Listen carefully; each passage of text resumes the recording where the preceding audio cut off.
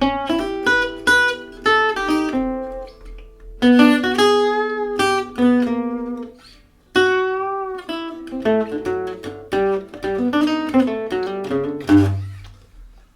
everyone, Jimmy Grant here, and here's another lesson for you today about the song Jangology. But first, I have quite a few things to talk about.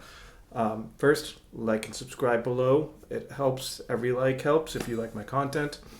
I have a mailing list down there. Please sign up. You can find out about my workshops, concerts, and as well as when I release lesson videos and things like that. And you can get into my school community and things like that too.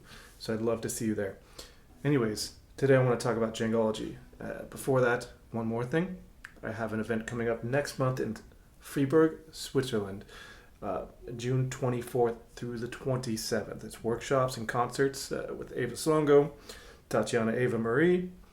We have Charles Frechette, Manu Hagman, and many other great musicians who will be there, and I'm looking forward to seeing you there too.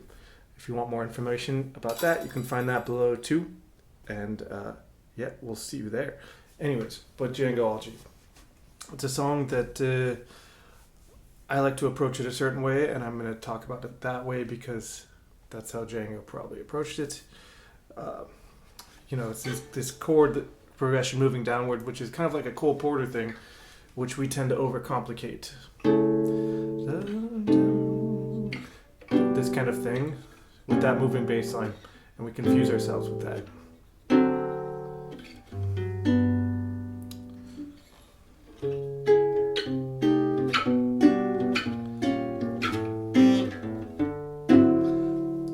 So, I'm not going to get to the bridge in this lesson. I just want to talk about the A sections of this song because I think that's where people get confused.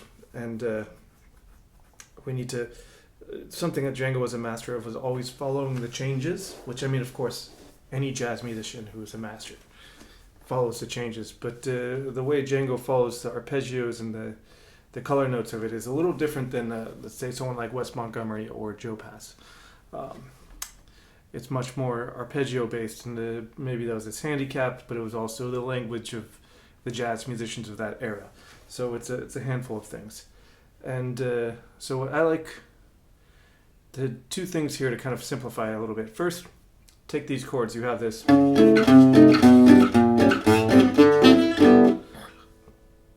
And so I think of the first chord as A7, C minor, second chord C minor. Some people would say it's D7. Works. I like C minor.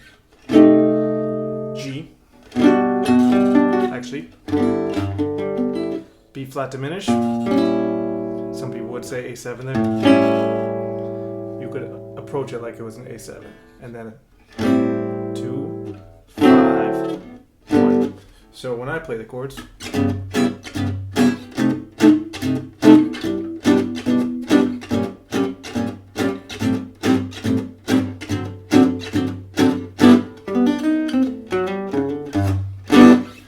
So, first, simplify the chords, because this chord can also be a lot of things. It can be A major, if you move this note, A7, could be E minor 6. Really, it's 5 or 6 different chords more. C minor. So first, you want to start with just arpeggiating the chords. You can start up here.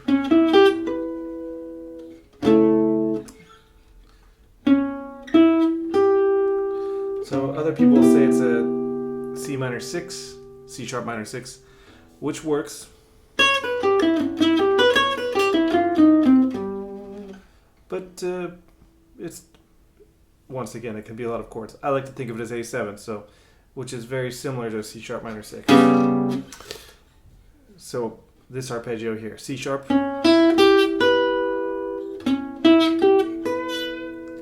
These arpeggio notes, you could even play it, start on the root. But really get cute, first get comfortable with these notes. So then you have your C minor arpeggio. Then next he goes to G major, and he plays a B minor over that, which is a G major 7. So think of these notes. And then here's the tricky part that people get confused with, which is the diminished thing. And Django didn't really use the diminished scale too much. Of course, he did because he was playing diminished licks, but he used a lot of what I like to call a diminished arpeggio. So he would do something like, and then you have your 2.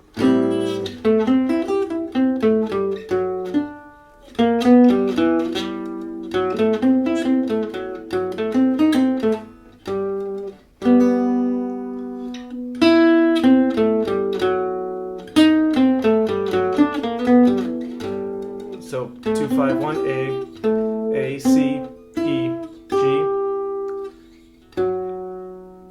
D7, then G.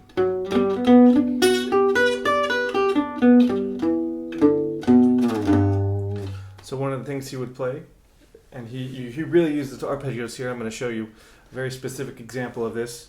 He plays this. So.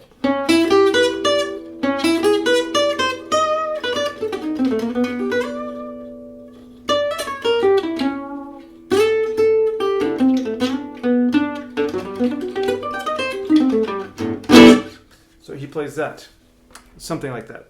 Those are all Django lines. But this first thing he plays, he arpeggios. He plays literally the melody, which is just an arpeggio, going up to a D, up to an E flat. So now he's on C major. He's on the minor third of E flat. He plays this C minor shape, which is such a common Django line. I have tons of lessons that talk about this, and I actually have a course in my school channel about these kind of lines. It's one line does all course. Check it out. It's in my school channel. Check it out below. But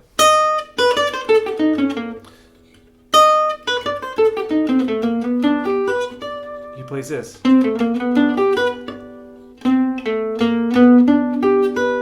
It's just a G major arpeggio with some chromatics thrown in there. So there's your C minor arpeggio. Then he goes up to B flat, C, A, B flat, B, D, G, B, D on the 10th fret.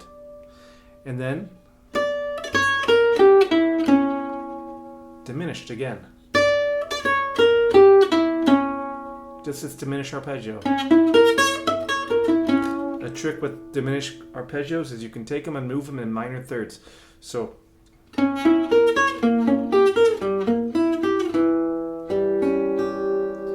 this moves up and down,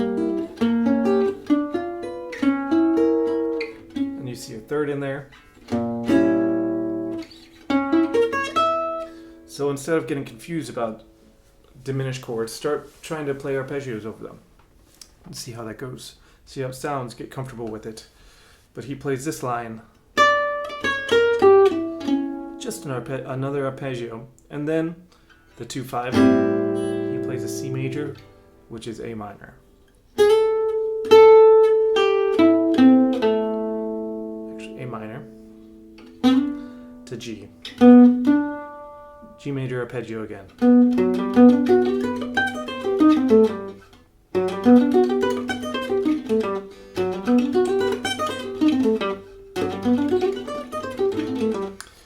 So this is a classic. This is not a line you hear too much, but this is just, you just simplify it to the arpeggios of each chord and go from there. So now you have this.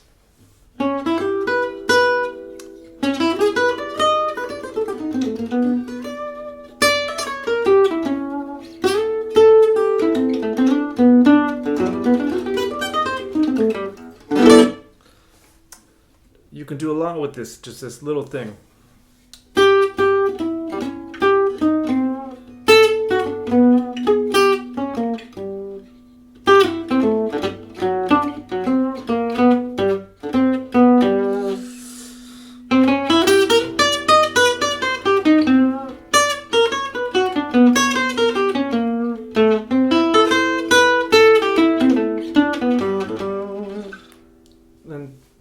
that's just using the arpeggios. If you just focus on that and get comfortable with that, and then you'll get a little more, you'll see a little more options. Some of the later stuff you hear him play something like...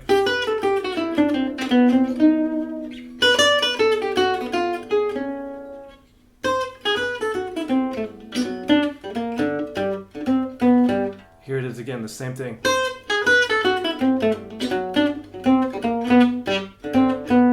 And you can see some of that in the course that I have in my school channel. But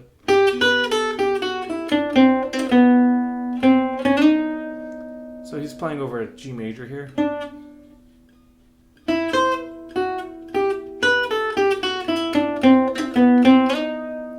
Which technically that C there is kind of a wrong note. But then he resolves to this C minor.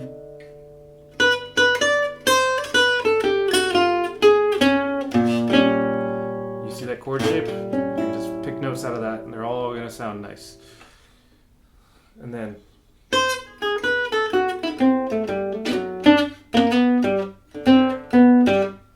so these are just examples of Django, how he approached you there. And so really think of your arpeggios on this song. So basic arpeggios, I guess. This first one, I kind of like this. What he's playing over is like an A9 with your B in there. So C sharp, E, G, 9, C minor, C minor arpeggio going up to a B. Landing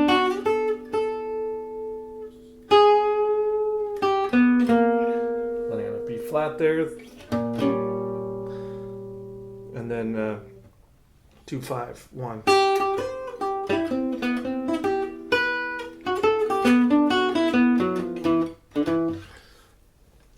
So the 2/5s, I have a course, not a 2 course, but you can find a lot on my YouTube channel with other 2/5 ones. So I'm not going to jump into too much of that here. I just wanted to really focus on these arpeggios. So if we, even if it's just on 3 strings, C sharp, let's see, E minor 6 for this, or A7, C minor, B minor, B flat diminished, A minor, D7. Just simplify everything. And I'll keep this lesson fairly short. I just needed to post something new because the algorithm is not my friend anymore. I stopped posting. Anyways, if you like this video and you like this kind of content, please like and subscribe below. Check out my mailing list and check out my school channel too. I'd love to see you at the Sessions Manouche in Fribourg. And please, if you have any questions, please comment below. Namaste.